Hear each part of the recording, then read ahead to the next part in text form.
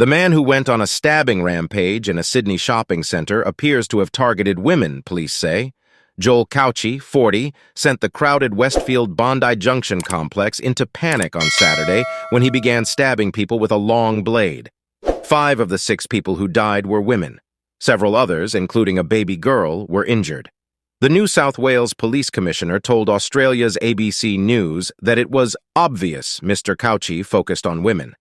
The only man killed in the attack was security guard Faraz Tahir, 30, who tried to intervene. He was a refugee from Pakistan who had only been in Australia for a short period of time, Prime Minister Anthony Albanese told Triple M Radio on Monday. "The videos speak for themselves, don't they?" Commissioner Karen Webb said. "It's obvious to me, it's obvious to detectives, that the offender focused on women and avoided the men. We don't know what was operating in the mind of the offender, and that's why it's important now that detectives spend so much time interviewing those who know him." A special strike force has been created to investigate the deaths, with New South Wales Police saying it could take months to present its findings. Mr. Albanese also told ABC News, "The gender breakdown is, of course, concerning." While Josh Burns, a former police officer turned MP, said the ideology of the attacker was clearly a hatred of women. "The devastating scenes we witnessed in Bondi on Saturday was a case of men's violence," he wrote on X. 4 people who were injured during the rampage have since been discharged from hospital. Another 8 continue to receive care in conditions ranging from serious to stable, according to local media. Authorities previously said the attack was most likely related to the mental health of Mr. Cauchi, who was shot dead by a lone police officer on Saturday. His father, Andrew Cauchi, told reporters his son had battled with mental illness and recently come off his medication. "To you, he is a monster. To me, he was a very sick boy," he said in a video posted by the Australian newspaper.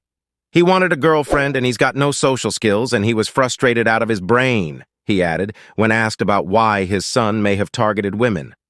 New South Wales Premier Chris Minns said the devastating and violent attack had shaken everybody in the city, while announcing an $18 EM, $11.6 million, £9.3 million, inquiry into the police response and the interactions the killer had previously had with government agencies. He also flagged the possibility of erecting a permanent memorial at Bondi to remember the 6 victims during an interview with ABC News. Mr. Cauchi was already known to police but had never been arrested or charged in his home state, Queensland. He had lived itinerantly for several years and was first diagnosed with a mental illness at 17, Queensland police said. When asked about Mr. Cauchi's interactions with New South Wales Police, Assistant Commissioner Anthony Cook said he was only aware of a move-along type situation when he was sleeping rough. The state's health minister, Ryan Park, said there was no information showing Mr. Cauchi had accessed treatment for mental health issues, but that there would be a deep dive into his history. The attack at one of the country's biggest and most popular shopping centers has shocked Australia, where mass killings are rare. Flags across the nation were being flown at half-mast on Monday, and the sails of Sydney Opera House will be lit up in tribute to the victims. Crowds of mourners have flocked to Bondi Junction, leaving flowers and cards to those killed in the attack. Ashley Good, 38, was fatally stabbed while trying to protect her 9-month-old baby girl, who was also injured and rushed to surgery. After hours of emergency surgery, the baby's condition has improved significantly, state officials said.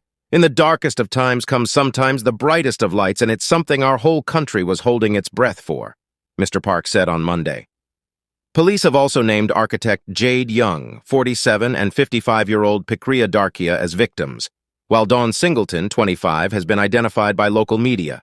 In a post on social media, Ms. Singleton's employer remembered her as a sweet, kind-hearted person who had her whole life ahead of her. Mr. Albanese confirmed that Chung Yixuan, a Chinese student who was studying in Sydney, was the final victim. Members of her family have been informed and are currently on their way to Australia, ABC News reported. Kindly like, subscribe, and share your thoughts in the comments section.